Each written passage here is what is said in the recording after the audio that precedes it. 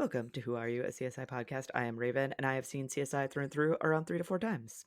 And I'm Nick, and this is my first time experiencing these episodes. And today we are reviewing Season 4, Episode 14, Paper or Plastic, original air date February 12, 2004, director Kenneth Fink, writers Anthony E. Zeiker and Naren Shankar. And we begin our episode how we begin many an episode, with shots of the Vegas Strip before we end up at a Best Bargain. But before that, Nick, what is our Vegas score for today's episode? We got a respectable 30 today. Okay. I did a few shots throughout the episode, not too many, but I did give some bonus points for the slot machine in the grocery store. Oh, okay. Yep. Which is like a very Vegas thing, right? It is a very Vegas slot thing. Machines everywhere. Yeah. Because, again, look, for those who might not be aware, we're both based in the Northeast, and that is not a thing up here. Yeah. There's just, that is not a thing. That does not exist up here. Also, quite a few people in this episode worked at a casino or have worked at a casino. Yep. It had a real Vegas town feel to it. It did. Yep. So we leave Vegas. We go to this Best Bargain, and as I told Nick, I don't remember when, but I was like, Officer Formansky comes back. And so here, once again, is Officer Formansky. He sends the rookie officer inside of the Best Bargain to get some food items. He cannot forget the ho-hos. So he goes into the store. He's picking out a few things. I did notice that, especially in the fridge, the items were so far, spaced so far apart. Yeah. I was make the camera shot work. Yeah, I was like, this is not what this would look like. This would be jam-packed in an actual store. You would never look for milk in that way. First of all, it would all be together. Yeah. You're not scouring the fridge looking for a half gallon of milk. You're just walking down looking for the milk section. Looking for the milk section. But it was, I understand why they did it. But I know, I do too. I did. I was probably thought they were being a really cool cinematographer when they designed that shot, but good on them. I will say, I had to tell Raven before that I had a moment where I was like, oh, I know this cop guy. What do I know him from? Nick thought he had a Spot the Guest Star. Yeah, not a Spot the Guest Star, just already appearing in the show. Already appeared in this show, Officer Formansky. So the rookie officer, though, goes to check out, realizes that he forgot the ho-hos. So he turns around, he goes to go grab them, and then he spots a robber or someone dressed in black in one of the mirrors, in the reflective mirrors in this store. We then have a pretty sharp cut to Grissom, Warwick, and Catherine on scene. There's a man that desperately wants in. He's screaming about his wife. Why is no one helping my wife? Why can't I go in there? Jim Brass is already there. We learn that the current body count is 5 people. And Jim Brass leads the team, to the rookie officer, who we learn is Officer Clay. We learn that there were 2 suspects involved in the shooting, and we're introduced to all of the victims via a voiceover from Jim Brass. It's the team is going, you see different members of the team with different victims, but Jim Brass is voicing over this is this person and this is this person. It's giving us kind of rundown as a voiceover that he presumably was giving to Grissom. Yes. But now we've sort of skipped forward and showing the processing of all these victims. Yeah. And when we go back to Grissom, he spots some blood on the floor. So he goes over to this display and he's talking to Jim Brass about Manson. And this leads Jim Brass to take his gun out and flip over, not flip the display over, but open the display up. And there's a terrified bloody boy underneath. So they're oh no, we need a medic. Yeah, I think you're supposed to think maybe there's another gunman under there, another robber under there. And I don't really know the reference that Grissom is making, but presumably he's referring to the arrest of Manson and that he was hiding under a table. Is sort of code trying to tell Brass that there's someone under the table. Exactly. So we go to credits. We come back, we see the boy taken out on a stretcher. Grissom and Jim Brass talk to Officer Formansky. He recants what happened. He's unsure on how many shot. And he also mentions a third guy. So at this point, they all think it's two shooters. But Formansky is there's 2 dead shooters. And that's all they think there is. But Formansky is no, there were 3 shooters. And we get a call back to the vigilante case. Jim Brass to Grissom is hey, you went at him pretty hard for that vigilante case. Do you think you're going to be able to be professional about this? And Grissom's yep, I can be. Another good callback on this later. We do. So then we have Catherine. She's in like the back of the store, presumably. She's with like the staff and the patrons that were there during this incident. And this is my spot. The guest star is the bag boy. That is his credit in this episode is bag boy. This is the one who peed his pants. I was gonna say this is Mr. P's pants. Yes, this is T.J. Thine, and I know him as Jack Hodgins, one of the main characters in Bones. Oh, all right. He's in 245 episodes of Bones. It's a lot of episodes. He's a lot taller. So, no, he's not tall. He's a pretty short. No, he's a lot taller. He's like a little kid in this. I don't know, maybe he's like Bones was 2005 to 2017, so this was like he did Bones like right after this. Well, that's a really good headshot that his agent had to take because he looks taller. So that is where I know him from, and this was an immediate because I've seen I think almost every episode of Bones. There's probably a few episodes I've missed, but I've seen basically every episode of Bones. So as soon as he popped up on screen, I was like, "That's Hodgins." Nice. So. Before we'll spend a little bit more time with Hodgins, but not right at this moment. Instead, we have Warwick putting down markers at the scene. Sarah enters. She had closed the case that she was working on, so Grissom has her take one of the victims in this case. We then return to Catherine with the bad guy, with Bag Boy. That's what his credit is. And he's recanting like his version of the story, like what he experienced.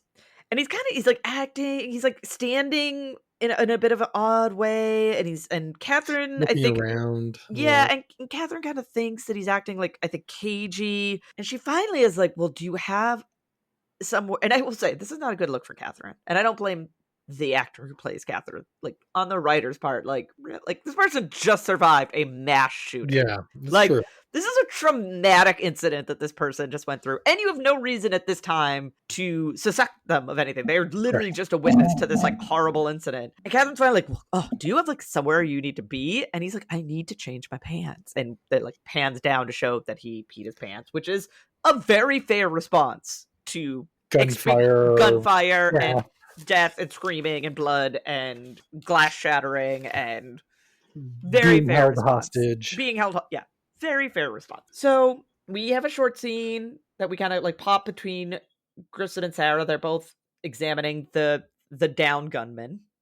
And we then have Nick with the manager of the store looking at surveillance. And we learn that this manager doesn't think highly of his employees because he more so cares about the surveillance being on the employees than it is on the customers, because he's like, it's the employees that are going to rob you. Like, that's what I care about, is watching the employees. And I'm like, ooh, very stereotypical. Yeah, like I don't know what the right adjective is, but they feel like this is a stereotype of like small business owners that is often blown up quite a bit. But stinginess is really what comes in, distrust. Yeah. We then have Sarah with the male victim, who we learn, I think they probably said it in the voiceover, but they talk about a little bit later, is Rufus. And Warwick approaches and they have a conversation. Nick did mention the slots a little bit earlier. This is the man that like won the jackpot on the slots, and it looked like he was like trying to shove as much money, like quarters, into his pants that he could before trying to escape the store, but sadly did not succeed. I almost like missed this the first time through. I was like, I didn't quite follow. I was like, wait, why were they robbing the slot machine too? And it was like, I missed the line where Warwick was like, he just won $75 or something. Yeah. In quarters. And I was thinking like maybe like the slot machine got hit by gunfire and quarters started falling out of it, and the guy stopped to get the quarters and then got shot. And I was watching the second time. I was like, oh, I missed this line somehow. I was either writing something down or distracted by a noise in my house. I was like, that makes so much sense. I don't know why. Yeah. You're like, oh, that makes way more sense than what I was thinking. Super unlucky for that guy. Yeah. Despite feeling lucky at the time. Yeah, feeling lucky at the time, but didn't end up being lucky for him. We're back with Catherine. She's talking to Shelly, one of the employees, and I feel like I'm going to be a broken record. A good amount of this episode is just people recanting what happened. Yeah. Like their version, like their experience of what happened. So she recants her experience, and she explains that she, had some like first aid training like 20 years ago. So she went to Rufus. She tried to keep pressure on the wound. She didn't want him to die alone. She is as far as she's aware, there were 2 gunmen. Yep. She's like, there was 2 gunmen. I think this actress is so much better than this part. She's like really good in this moment. She's so good. And it's like she says them like I had first aid training 100 years ago. Just sort of the way she delivered that line. Yeah. Like, I don't know what I was. You can like get the subcontext of, I don't know what I was thinking. I don't know why I thought I could help him, but I had to try to do something. Yeah. It's that human element. I was like, there's like, the second I watched it, I was like, this might be my favorite line in this whole episode for some reason. Yeah. It's like, this woman nailed this. She this did. Is like, if they had an Academy Award or an Emmy for like the best one line in a tiny supporting role in a show, she should have been nominated that year. Yeah, she was very, very good. So we then have Warwick. He finds a container of like cleaner that's been shot through, which is going to play an important role in the story, which is why I'm mentioning it, because otherwise liquid plumber basically is what it is. Liquid plumber, yeah. He then approaches David, who is with the cocktail waitress, who does not have an exit wound because the bullet did not exit her back. The skin of her back was able to stop the bullet from producing an exit wound. I thought there was going to be a whole subplot to this episode about this.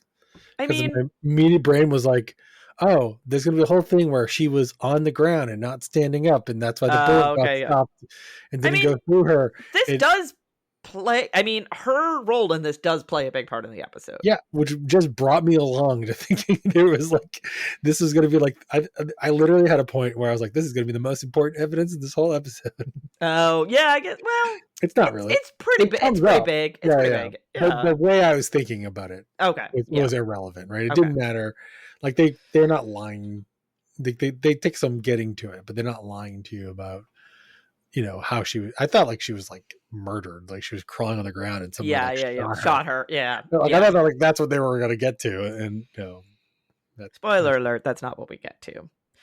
Yeah. We instead have Catherine talking to this cocktail waitress's husband. He again recants his version, and in this retelling he's explaining that as they were running, his wife fell and he was like trying to get her to crawl over to him, and somewhere in the process she was shot. We then have Warwick with Doc Robbins. He is taking the bullet out of Julia, the cocktail waitress. He hands it to Warwick, and this is where we get the title of the episode. He's like, do you want it in paper or plastic? But ching, I was like, this such is a good grocery store pun. It is a good grocery store in the moment it's a little I was like bad taste. Yeah, I agree. I was like, I don't know how I feel about sometimes it. I have that feeling where I'm like, oh, but then I was like, all this guy does is take bullets at people to like dead bodies. This is true. So there's a certain amount of like normalcy to him. Yeah, to him. That's fair. We then have David with the other victims as well as the gunman. Grissom enters, and David lets him know that prints and bullets have been collected, and it appears that both of the gunmen have prison tattoos. So matching prison tattoos, right? Yeah. Or I don't know if they're matching or they're similar. I can't remember exactly, but you could be right. They might be matching. I got the idea they were like, it was like a gang, right? Yeah. You're probably right. Yeah, that makes sense. We then have Catherine at a hospital. She is looking for Celeste, who is the cashier. She collects the bullets from her, and then in talking to the nurse who's like at the front desk, learns that Celeste is the boy's mother. So the little boy that was taken out in the stretcher, Celeste is his mom. We then have Nick and Catherine reviewing footage, and there's no sign of this third gunman. They're like, there's no sign of this mystery gunman. I don't know. I'm not quite sure what's going on here. No one's seen this person. No one has seen this person. Everyone is saying that there was 2 gunmen.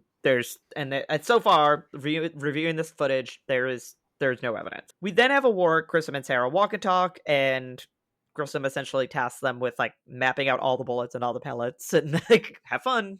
This is going to be a hot mess express. So we then have Bobby test firing and, comparing striations on bullets. We have Sarah examining some fibers. We then have Warwick mapping out the victims and the pellets and the trajectory. Like, he's just making this comprehensive electronic map. Bobby enters. We then have Warwick walking up to Grissom. There is still no evidence of a third gunman. And Framansky is the one who shot the waitress. Yeah, it's his bullet. It is his bullet in the waitress, which not a great look. Which brings us to Jim Brass and Grissom with Furmansky, and they tell him, hey, it is your bullet in the waitress. And so they're trying to say, like, hey, did you accidentally shoot, like you just got Yeah, shot yeah. you just got shot in the chest. Did you shoot a civilian just, out of panic? And he's very adamant that he did not. And they're like, well, you fired more than you said. And I will give Furmansky credit. He's like, I told you I didn't know exactly how many shots I fired. So, okay, I fired more. I told you at the scene what I thought maybe I shot. It was very clear that it was a maybe. So, all right.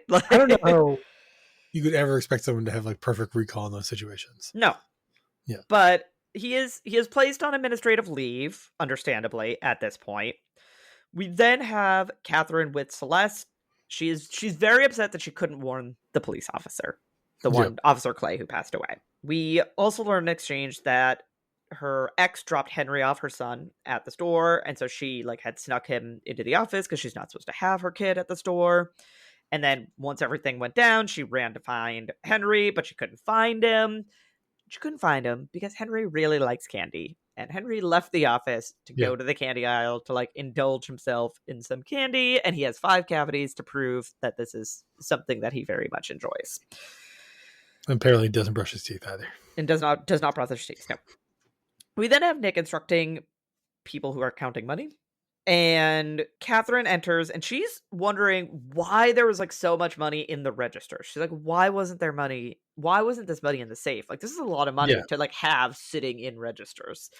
Although there's not really that many employees in the store. No, there was one cashier. And there's a cashier, a bag boy. Yeah. And another employee that we find out about later who are presumably stocking shelves or something. Yeah. Typically you have a supervisor or a manager whose job is to take the money out of the cash register, put it into a safe, and account for it at the end of the night. Yeah. So, it's definitely true that you work at a grocery store, they would do that. The other thing that's weird is you have one cashier. Why is there money in every single register? Yes. Where are all the other cashiers? Had they gone home for the day? Was there a supervisor earlier? We never really get any of that information. We don't. And so this is a perfect segue, because then Nick shows Catherine footage that shows that almost all the halos above that indicate that the registers need money taken out of them.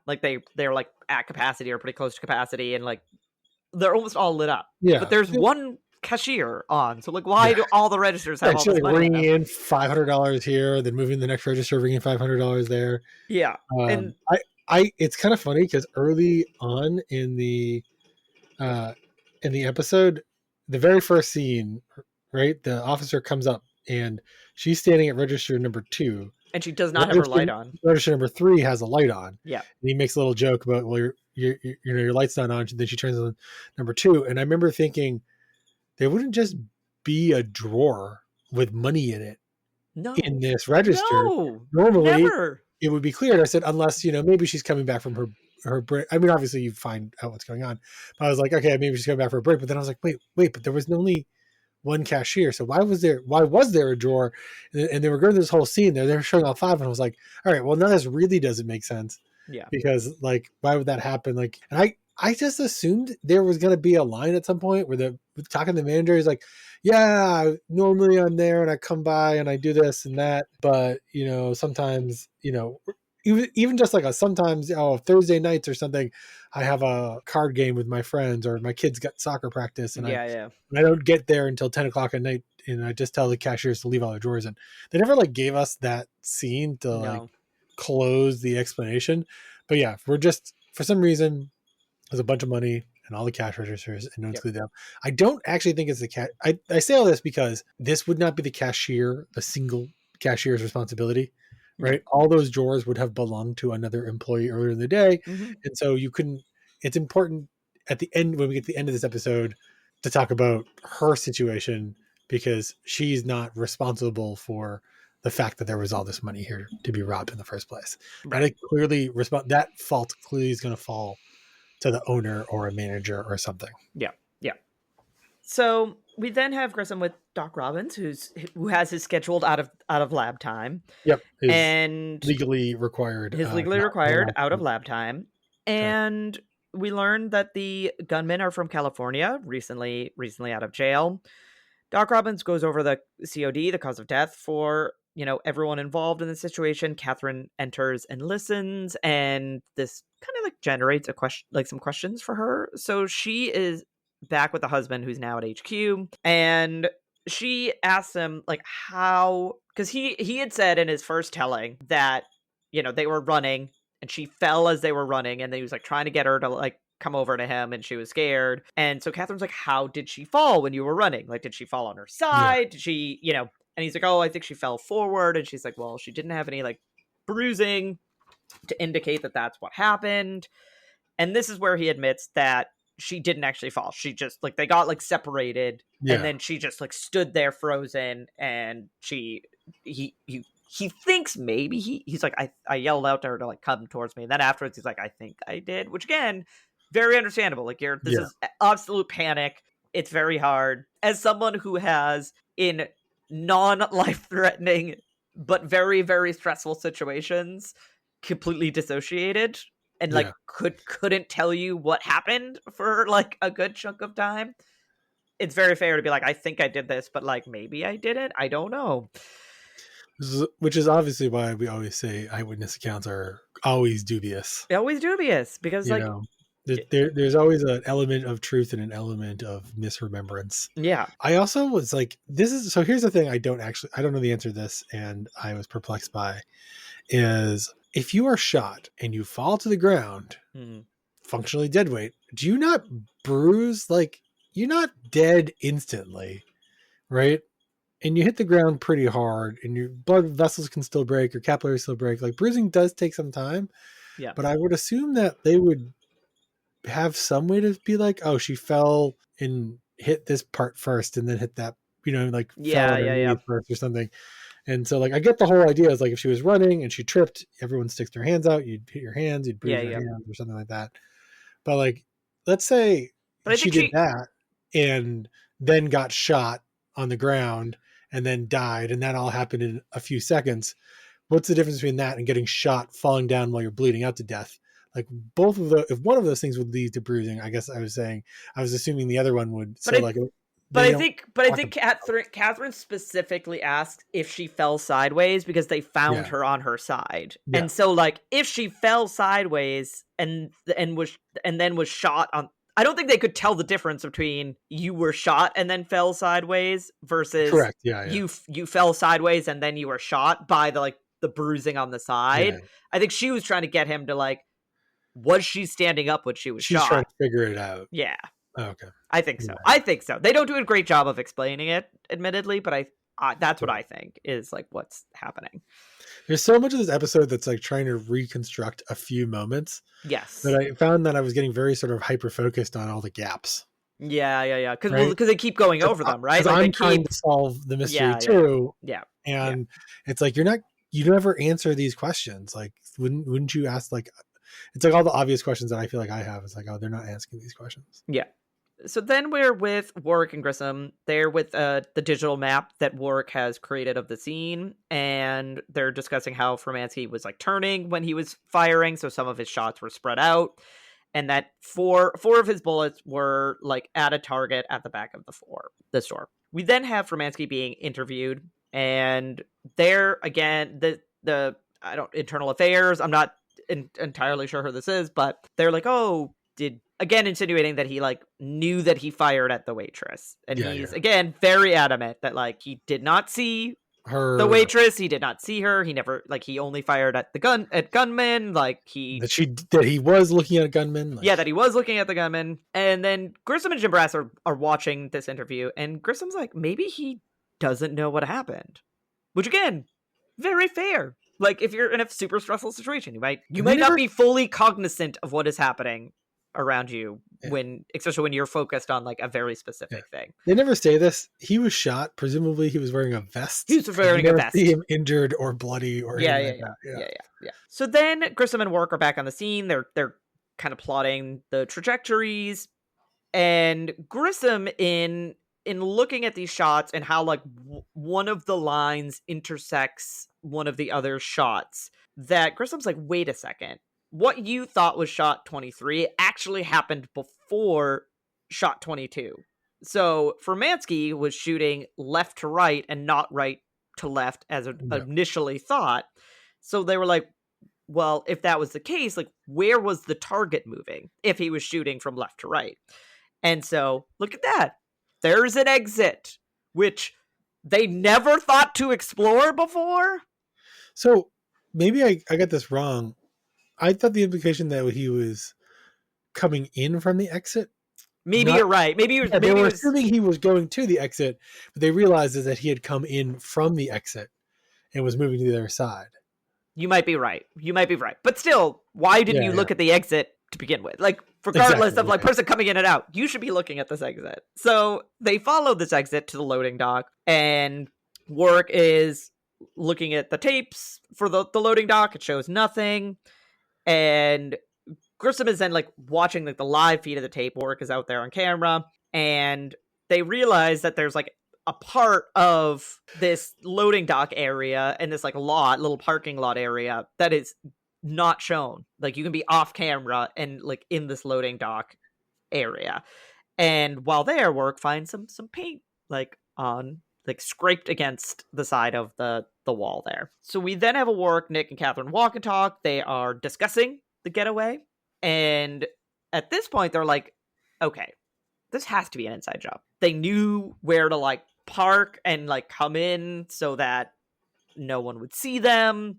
And like they hit like right when the registers all had all this money in them, right? Like this was not just like a random like, let's go rob the store. They had to have an inside connection. I do like that there's this implication that this is an inside job, but the only people who could possibly have been on the inside would be employees who were still working during the time of the robbery. And they at no point think, oh, we should talk to all the other people who clearly work here. Who clearly work here. Like 5 full registers at the front and like, other shifts and things. Yeah. Yeah. Like they're just like, nope, it's got to be one of the people who are working tonight. And it has to be. There is evidence, and they do uncover more evidence later, that maybe this is where the whole like explaining why the registers were full, like not doing that. You never got to a point where you could say these people, there had to be one of the people who were working there that night because they had to know when they were like, they had to like make a signal. But if it was like a pattern of behavior, you could just be like, yeah, on Thursday nights, the registers are all going to be flush, or Friday night is going to be flush with cash. The manager doesn't empty the thing. By not talking about that, I can't go one way or the other. And so like, this is one of the things that started like on the second watch there, I said, wait a second. Like, they never talked to anybody else who works at this store other than the people who are working at the time. Yep. They just assumed that an inside job meant one of those people. Yep. And I was just like, what? And then I was like, wait, never really like say that if there's anyone else who works at this store, but there must be. Like, there has to be. Like, there's got to be more than 3 employees. Also, this the cashier, we later find out, only works 38 hours a week. And we do learn there's at least one other cashier out there. There has to be at least one other cashier. I mean, it seems like almost like a 24-hour place. So yeah. At least like 2 shifts a day. Yeah. So we then have Hodges with Warwick, and we learned that the paint that Warwick collected from the loading dock area is a very specific type of blue, and it is from model years of 84 to 87. We then have Formansky with Grissom. He's in Grissom's office, and he's just like, are you gonna screw me? Like, are you gonna screw me over in this? And Grissom, a little feisty, is like, I guess we'll see if I get stuck in traffic on the way to your hearing. And I'm like, darn. Oh, darn, Grissom. Officer Formansky saying, when you need help, maybe we'll get stuck in traffic and we can't help you. Yep. So we then have Jim Brass and Warwick with a stolen car. Warwick tests for sodium hydroxide, which is in that like plunger cleaner that Nick was talking about earlier. That's a lie, by the way. If you ever look at, it's the active ingredient in all your drain cleaners. And to put it into perspective, it's very, very basic. So it's not an acid. It's on the other side of the pH scale. You are a happy human. You want to be somewhere very close to the middle. 7, like hydrochloric acid, which is like the crazy acid. is like a 1 to 2 and Yeah. lies like on the exactly the same amount of extreme, just on the other side. Yeah. And so if it like gets in your skin, it wants to pull apart all the water molecules in you, and it's very nasty, but it's also really good for breaking up all the gunk in your drain. So like it Yeah. tears that apart and then it flushes down the drain. And that's also why it like foams, because just like if you've ever done like baking soda vinegar experiment, Yeah. when you put this stuff down your drain, it'll get very foamy because it'll be reacting with everything and That makes sense. doing stuff. So yeah, it's like really gnarly, which is I think important. Yeah. So as they're looking through this car, Jim Brass finds a phone in the same number Keith had was calling this phone, and Inbound. we find out it was Best Bargain. Like that was what the number goes to. So then This is like the first time you could be like, oh, it had to be somebody in the it had store. to be someone in the store. Yes. Yeah. And so then we have Jim Brass with Todd Halicki, who I thought was a SWAT, the guest star, and then I looked at his IMDb and I was like, no, he's definitely not. And then I just realized that he looks like the singer of Maroon 5. Oh, Adam Levine. Yes. Is this the husband? And I was like, no, Oh. this is like the car thief. Yeah, the car thief. Yeah, this is like the we'll find out soon who he is. So he claims that his print was in the car because he was like looking to get some wheels and he test drove that car like a few weeks ago. No big deal. I like how Brass like prompts him to say that. Yeah. Like he's like, oh yeah. And then he's like, it's such a good alibi. Yeah. And so we then, as Jim Brass is continuing to talk to Todd about he looks like he has burns, like chemical burns on his hand. So as Jim Brass is talking to him about this, Warwick is examining a jacket. Warwick then enters the interrogation room and is like, oh, look at that. This jacket that we got from your apartment has a bullet hole. And it tested like positive for lead. So confirmed. But like, congratulations, you've been shot by a bullet once in your life in the past. Yep. Of a time we don't. I think the very next scene, Grissom was like, we can't even place this guy here. Yes. So literally the next scene is Warwick, Grissom, and Catherine talking about Todd and how he has no connection to the store. Like there's nothing that connects him to the store. So they're like, we can't. He gets some chemical burns on his hands. Yeah. Like it could be anything. Yeah. I thought the white stuff in his jacket they were going to test is going to be also like the same stuff. Like I thought maybe they were going to try. We never come back to this. They say he lawyered up in the scene and we never come back to this guy. We have no idea if they get him or not. It's a big, it's one of several big unfinished threads in this episode. Yeah. So then Nick enters the room and he ran criminal records on the employees of the store. And one of them came back to a Raul who clocked in, but never clocked out. And look at that, served time in the same prison as the two gunmen. Seems like a very good suspect. Seems like a very reasonable person to think might be your inside man. Yep. We're never going to really hear from Raul again. They will mention Raul. Yeah. But we don't hear from Raul directly. But not because they've found him or talked to him. Well, they're trying to find him. But they don't. Yeah. Like that's again within the second giant open. Yeah, within the confines of the episode, you're right. They do not find him. Spoiler alert. This is going to be a theme when we get to the end of this episode for Nick. So we then have Catherine back at the scene. This was also just gross. This is again not the actor's fault. But she's going through the store. She finds congealed liquid, wipes it, and then sniffs it. Cereal powder from the No, it's urine. The first time, urine. Yeah. And then the second time, I was like, oh wait, no, that's it's urine. Dried urine. Yep. Oh. And then very gross. And then while she's down there, she finds cash in a cereal box. So then Catherine is back with our bag boy and is like, hey, you left this cash at the scene. And he admits to that. He's like, look, I'm a bag boy. Like, I saw an opportunity to take some money. I took some money. And he's like, if you want to bust me for that, knock yourself out. Go for it.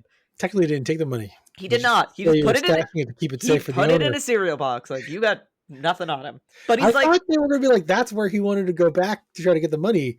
Like, that's why he wanted to leave. I mean, he had peed himself, but like, I thought they didn't even try to make a connection there. Like, no. Like Officer so-and-so said you tried to get back into the tried to get back in the scene. They didn't let you in after we let you go when you said you had to change your pants. Because like, who brings an extra pair of pants to work? Yeah, I don't. I mean, I work from home, so technically I guess I do, but True.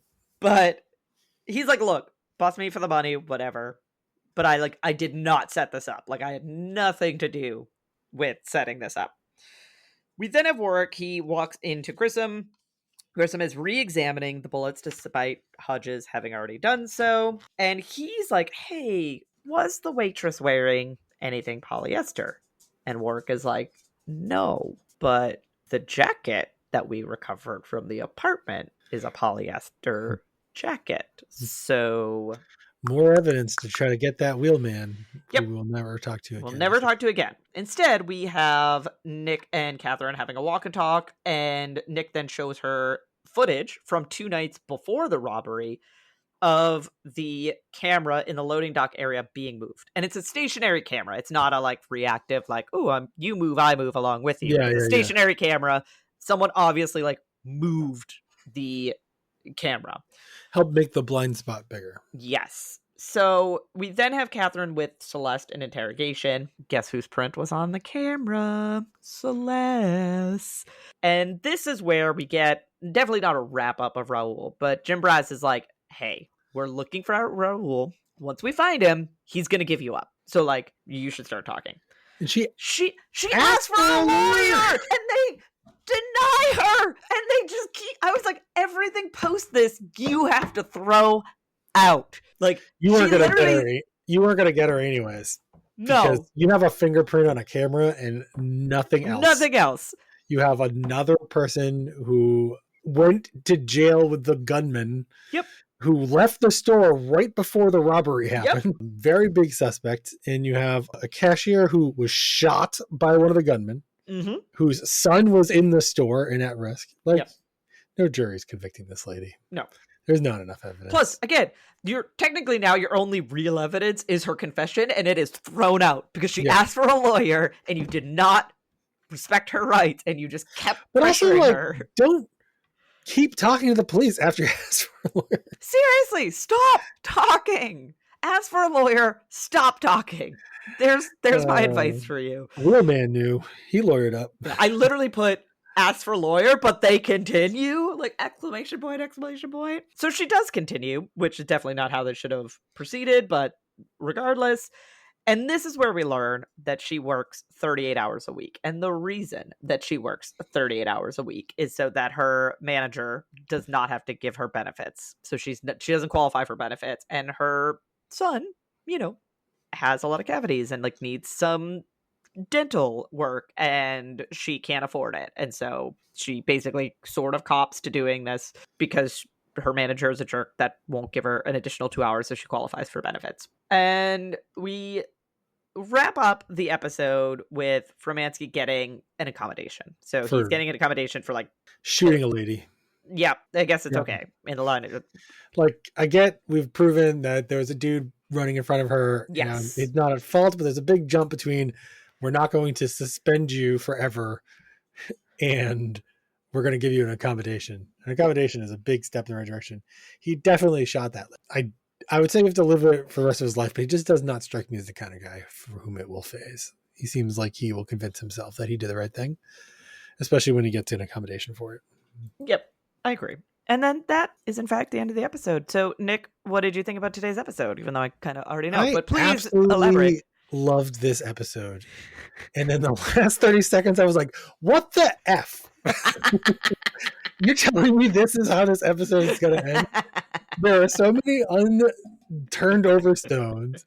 This lady just like cops out of nowhere to doing the thing that she was no way going to get arrested for this and prosecuted for this. All she needed to do is stick with, I need a lawyer. She moved the camera. She could say Raul paid her $40 to move the camera. Like, right. Yeah. You know what I mean? A lawyer is going to help you with all these excuses. Don't worry. Yeah.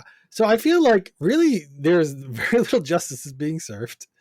They've loosely put the picture together, but have like, she didn't even like say like she was the only one who was part of this or do this. Like, I feel like they kind of like, they gave up trying to get the wheelman. They gave up trying to get Raul. You know what I mean? And it's like, it just feels like they're like, we got one cashier lady and we're going to ruin her. Well, I'm going to ruin her life. She's still guilty of all this. So she ruined her own life, but we're going to try to prosecute her to whatever degree of success. And like, that's the end of the episode. And it's like, I guess it's like, sometimes they do this and it's like, I get it. The CSI people have solved all the pieces of the puzzle, but in many ways I'm like, but you kind of haven't. Like, a lot of times you know who the guilty person is halfway through the episode. Yeah. And you're like, yeah. we need a new piece of evidence to nail this guy. Yeah. And there's like none of that in this episode. So it just felt like I think I said this better be a two-parter. I was like, I know it's not. Spoiler alert, is not. I was thinking it was going to be a two-parter because the episode was almost over, and I was like, there's so much more to unravel. Yeah, you're like, there's so much more that need to wrap up. It's the most like Deus Ex Machina moment. I started off, I gave it 2 stars. Oh wow, okay. I got over myself. The rest of the episode is good enough. I loosely bumped it up to 2.5. Okay. This episode could have been a 4 to 5 star easy. Yeah, if done correctly. I honestly think you don't need that much more to bring it home on the waitress and have that be the storyline. Yeah.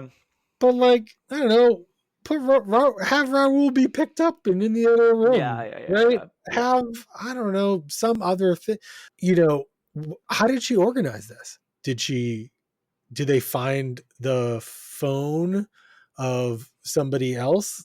Like, or did they go back to their phone and say, yeah, we also found your home phone number. Made a bunch of inbound calls to these guys 2 weeks ago. Explain why the registers are all full of money. Yes. Yeah. Right? We talked to Debbie and Steve, and they worked in the day shift, and you said you were going to clean their registers out for them, and you never did. You know? Yeah. No, something like that. Yeah. Like even if it's like we didn't really like walk you through getting these other pieces of evidence, build a little bit more of a case than you touched a camera on the loading dock. Right. There's one fingerprint from you that could have been a week old, could have been Yeah. They have no proof. Said, I'm out back smoking and I don't want my boss to know when I'm slacking off. Yeah. So I like it's just like I felt cheated. I felt like this episode, there's so much going on. I'm intrigued. You had me hooked. I wanted to know all the answers to all the mysteries. And then I got to the end and it just felt like, you're like, oh, okay. That's, you're like, oh, this is it. It's like the way a fifth grader ends their book report. In conclusion, it was the waitress or the cashier the whole time. You call her waitress, the cashier the whole time. Yeah. I was like, oh, what it ruined the episode for me. I was like all in. I was like, I literally like wasn't thinking about it actively, but in the back of my brain, I was like, I was enjoying myself. And I got to the end, I was like, such a disappointment. Oh, this episode could have been at least a 4-star. Yeah. So I'm probably right. I think I'm right there with you. Like I'm like in the 2/2.5 range. For a lot of the same reasons. Like, there's just like things that I was like, what? And then I think, and part of this is also just like, I think how sometimes my ADHD surfaces that like, I appreciate the idea of recanting and seeing the crime through the viewpoint of so many people. Like that concept is a very interesting concept. It bored me though. That's crazy. I just was like, meh. It's funny because I feel like that, like the part of the episode that was like part of the episode that I liked. Again, I feel like I should. That's why I want to be honest with the listeners that like I don't. I didn't give it a rewatch. I just think how my brain works. Yeah, I wonder if having seen it before, probably that much more tedious because you already know the mystery. For me, the first time was like the mystery. Yeah, I already knew. As soon as this episode came out, I was like, oh, I remember this episode. But you already knew the answer, which is why I don't think it's a good rewatch because it's not a fulfilling ending. No, there's not a lot of like good callbacks in the episode, like things they alluded to that they finished. It's just I'm just watching it again. You know. But like I was like I did say to myself, I remember like enjoying myself up to this point. And I was like, maybe, maybe it's a writing problem more so than anything else. They should have they just needed a little bit more of the end. And especially with one storyline, it's hard to imagine how they couldn't have found the time for it. Yeah, find the time for it. Yeah. A little less time with Bag Boy peeing his pants and we could have, got like made the ending a little bit more fulfilling. Yeah. So that's why I bumped it up from 2 to 2.5. But it's like, don't rewatch this episode. Wow, that was a very clear like do not pass go. it'll be fun the first time. I'm not giving it a skip, but Yeah. Yeah. it'll be disappointing in the end. Yeah. Don't put yourself through it twice. Yeah, it's like, yeah, it's a lot of what you said, so I don't want to like recant too much of Yeah. it. It just, it had a lot of potential. They left a lot of things unanswered that, especially with a one case episode, they should have spent the time to answer, but they didn't. They just tried to they tried to cram too much into one episode versus probably recognizing that for the story to be told in like a satisfying way would have taken 2 episodes to do so, but they didn't do that. But I know I've definitely had other episodes where you get to the end where I'm like, they're just like giving up on this, I guess. You know what I mean? Yeah. Like, that's never fulfilling for me. I think it's pretty well known by our listeners that that's often like brings an episode down for me. But I've never watched an episode and think I've gone from having such a high opinion of the episode so far to rock bottom. Yeah, to like, it's like, I was like, I had such, I was just like, wait, what just happened? You were like, wait a second. How did we end up here? This is definitely like, I've never had this moment where I was like, this episode was like amazingly good episode. If I lost internet and never saw the last 5 minutes, I'd be like, oh, I gotta see the end of this episode. You were like, yeah, 4 out of 5, like hands down. I had no direct problem. TV and there was a storm in my TV in 2004 went out. Yeah. And I was like, oh God, what happened at the end of the episode? It was so good last night. So good. And the people were like, you don't want to know. You don't want to know. Don't. I'd give you the DVR or the VCR tape of it, but you'll just be disappointed. Yep. So we'll see if we're disappointed again next week when we return to review season 4, episode 15, early rollout. But otherwise, we will talk to you then. No spoilers. No spoilers.